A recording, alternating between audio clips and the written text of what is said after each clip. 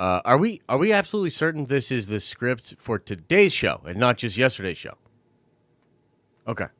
It's like the news, but for nerds. Subscribe so you never miss an episode. Nerdvengers, what is up? It is Josh, and this is your nerdy news rundown for Friday, May 21st, 2021. A couple of juicy Star Wars stories for you, including an update and a clarification on the Dave Filoni promotion story happening over at Lucasfilm, the fact that Rangers of the New Republic is being shelved, at least temporarily. That's more or less confirmed by the Hollywood trades. That's pretty juicy, but first, we have another addition to Spider-Man 3 Rumor Watch 2021.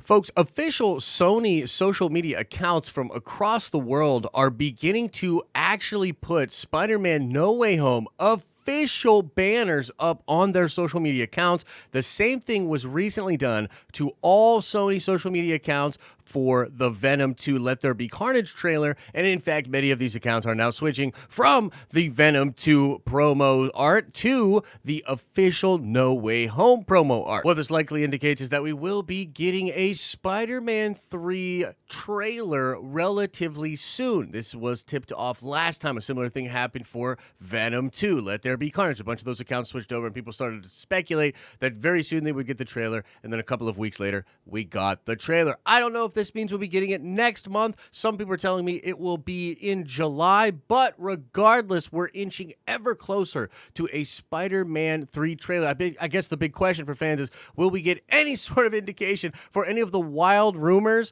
I mean, every single villain that's ever existed for Spider-Man seems to be in this film. What the heck's going on with that? Tobey Maguire, Andrew Garfield seemingly in the film. Is that going to be teased at all? Or Sony and Marvel going to play it very close to the chest and make us sweat it out as we go throughout this whole year going into Spider-Man 3. But that's sort of a cool little update for those of you that are interested in Spider-Man 3.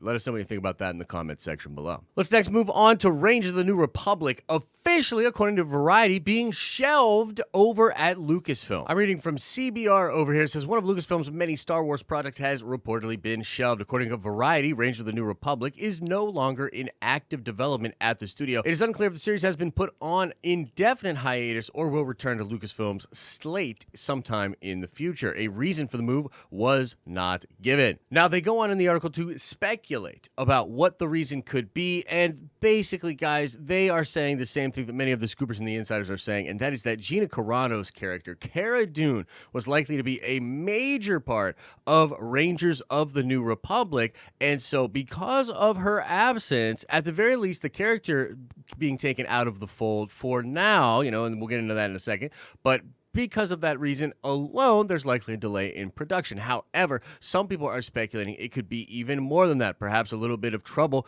between some of the creatives that are involved in that show and the firing of Gina. We've heard a lot about how people on that set and people involved in that project absolutely loved Gina Carano, many of them quietly not happy that she was fired in the way she was by Lucasfilm with that social media commentary that painted her in a very negative light. Now, I know many people have different opinions about Gina's actions on Twitter, but the fact remains her being taken off of that show is likely a major reason as to why it is on hiatus, and it could be affecting more than just the show as far as the plot. It could be making other actors or people on behind the scenes feel uncomfortable, not want to move forward. There could even be trouble with Jon Favreau and Disney. Maybe, and this is where we get into some of the rumors, maybe there's a negotiation happening to perhaps bring Gina Carano back to Lucasfilm. I know some of you are like, don't do it. Some of you are like, hell yeah, bring her back. And then most of you are probably like me, and you're like, cool, yeah, let's bring her back.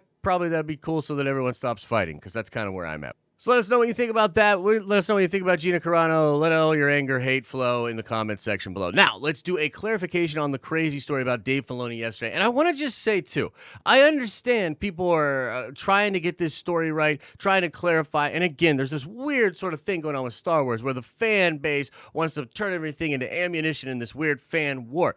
You can be pro Dave Filoni doing better at Lucasfilm and not be anti-Kathleen Kennedy. You know what I mean? You can, of course, do both, and most reasonable people probably do both. Woo! But in all reality, look, I'm just kidding around. I think it's absurd that there seemed to be an effort to report this story in a way that made it either seem like it wasn't true at all, or that it didn't matter, or really there was like a concerted effort to say, but Kathy's job is secure. It's like, okay, maybe that's true. Maybe that's all well and good. But this is definitely a great promotion for Dave. So let me just try to clarify. I reached out to a source. I got some clarification on what exactly is going on.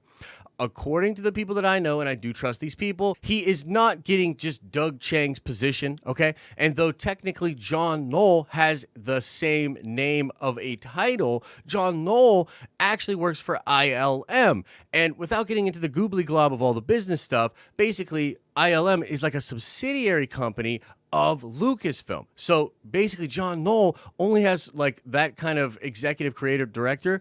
He only has that power when it comes to ILM and the decisions made in that company, but then that all gets funneled through other bosses and eventually goes up to Kathleen Kennedy. That's not the case for Dave's new position. Dave's new position puts him in only the sub-purview of Kathleen Kennedy, meaning that he only answers to Kathleen Kennedy. There is no other subsidiary company. This isn't Disney Animation, Lucasfilm Gaming, or whatever. This is Lucasfilm. He has a high creative decision. And even in the Variety article that came out, sort of trying to clarify this, which did mention that this move was made like last year, not over a year ago, but last year, okay?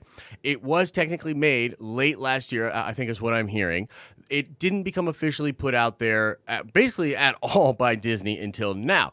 Even the fact that he got this job was likely not something that Disney expected to blow up. They didn't put this out in a press release. People noticed it and people applauded it. And that's another place that I want to take this, is that I think it's crazy to try to dump cold water on this thing, because it's just clear that Dave getting this kind of a promotion created a lot of buzz. A lot of people were very positive on it and excited. And I know some people were like, grumpy, and be like, I love Kathleen Kennedy, I hate the dude bros, or whatever.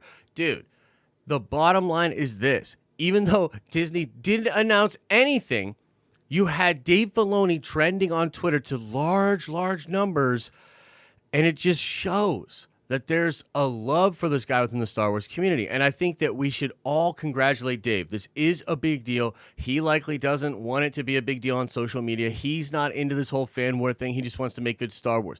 But this is the guy. This is the protege of George Lucas, man.